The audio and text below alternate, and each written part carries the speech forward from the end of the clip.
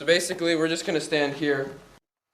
This is the making of Batman Beyond Year One. I'm Aaron Schonke, the director, and I also play Terry McGinnis. The premise behind making this movie is two reasons.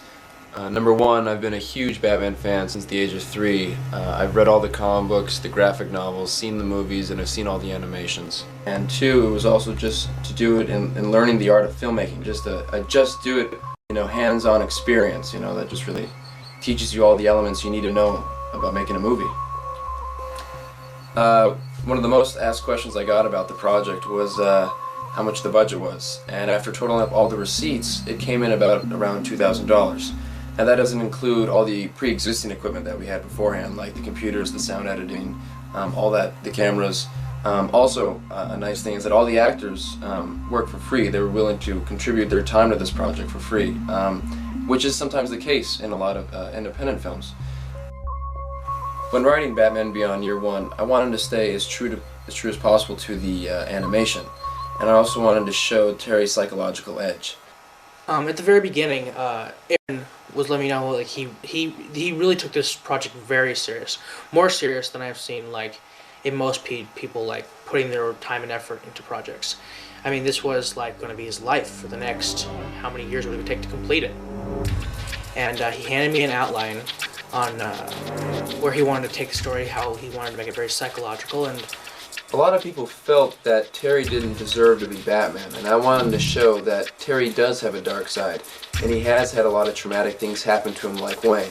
The movie is more of like a sequel to the first 2 episodes of Batman Beyond.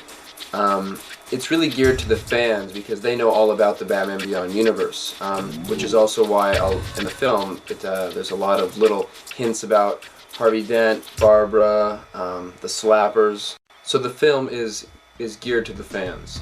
Another big reason why I started this project was I look a lot like Terry McGinnis, so we were deciding to go ahead on a Batman Beyond film. Also, another big part of the casting was Bruce Wayne, who was played by Keala Thomas. He plays a Wayne in his late 50s, which is a little younger than it is in the animation, but he's the only person that we could find with that kind of build. He's around 6'2", 250 pounds, which is very important because the animation, Batman's a very big person, so I felt that losing a few years that way but gaining the size was more important.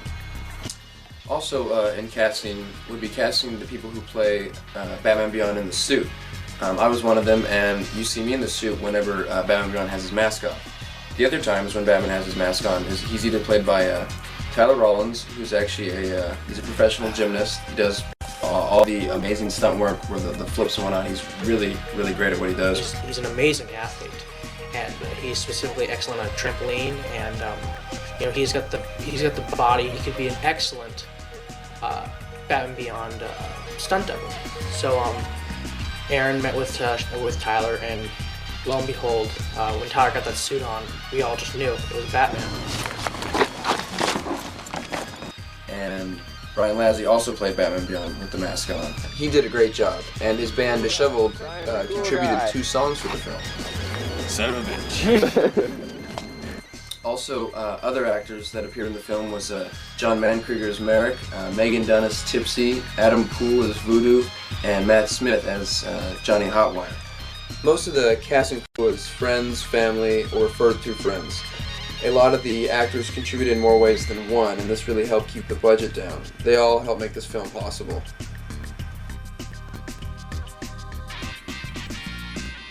When shooting the movie, another large, important part of the film is the locations. And locations are really hard to acquire for a fan film because when big movies shoot, they get permits and whatnot, so you're allowed to shoot there. Otherwise, you're trespassing. But for shooting a fan film, there's nothing you can do, so you have to trespass. And we did that a lot of times. Lucky for us, though, we knew a few people who had really good locations. My uncle has a underground comedy club which we use for the Joker bass scene. And my friend Michael Teitelbaum, his father owns a jewelry store, which he was really cool about letting us use it. When I first started writing the sequence, I always had in my mind the location of my father's store, and I knew it would work out perfectly. Everything that happened in the script was able to be pulled off in the movie, and I think it really translated well into the film.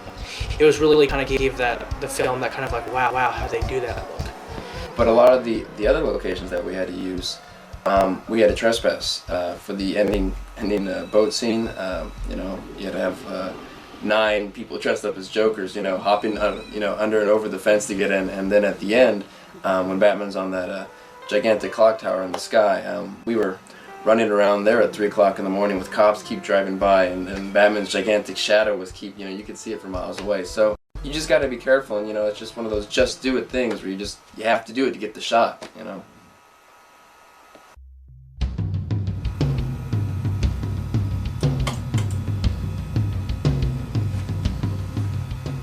When shooting the movie, we wanted to make sure that we got every angle, and that's why actually these are all the tapes of the film. We shot around 24 hours of footage for a 40-minute movie. We shot the movie on a Digital 8 camcorder, and it was edited on the computer using Final Cut Pro, After Effects, and iMovie. From the beginning, I envisioned this to have a comic book look and feel, with a lot of strong shadows, muted colors, and dramatic angles.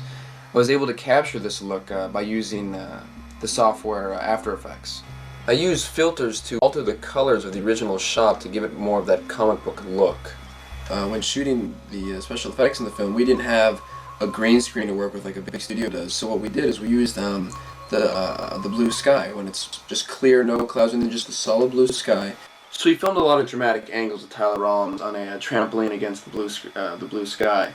Then we picked out shots we liked best and storyboarded them to the backgrounds behind him that linked up to the scene. And sometimes we altered the script around the shots. If you look at the ending fight scene where Batman Beyond fights Voodoo, that's a collaboration of like 8 different days of filming, combined with like special effects shots, reshoots, get a different angle, the lighting were wrong, whatnot. A lot of people have been asking about the costume, and what we used was a real heavy-duty spandex. It's real thick and sturdy. One of my favorite parts about the costume is the belt. It wraps around in the back, and because it's a black band here, it hides in with the costume, so it looks like these blocks are actually floating and on his body. These are the wings that were used in the final scene. We actually tried 2 or 3 versions of them, but this is the one that we actually used here. It was made out of a thin canvas with a wire frame. Okay, here's the part everybody wants to know the most about, and this is the mask here, and it's made of the same heavy-duty stretch material as the bodysuit.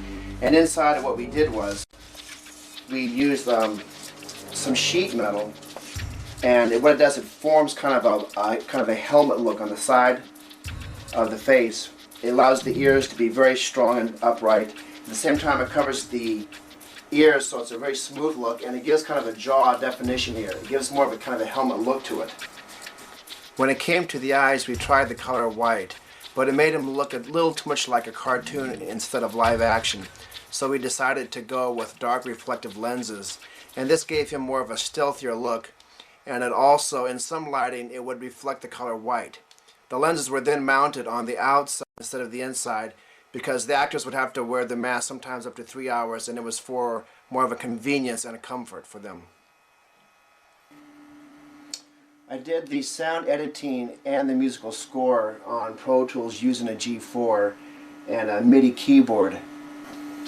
Basically what I did was I did a lot of the ambiance when you hear car horns, city backgrounds, noises and that, and just cleaned up a lot of the sound. When it came to composing the main theme, I wanted it to start with a solo piano, creating a haunting feeling, and then have it evolve into a classical noble feeling, and this would show both Terry's troubled and heroic sides. Once I had the main theme, then I kept reprising the first 4 notes in various spots.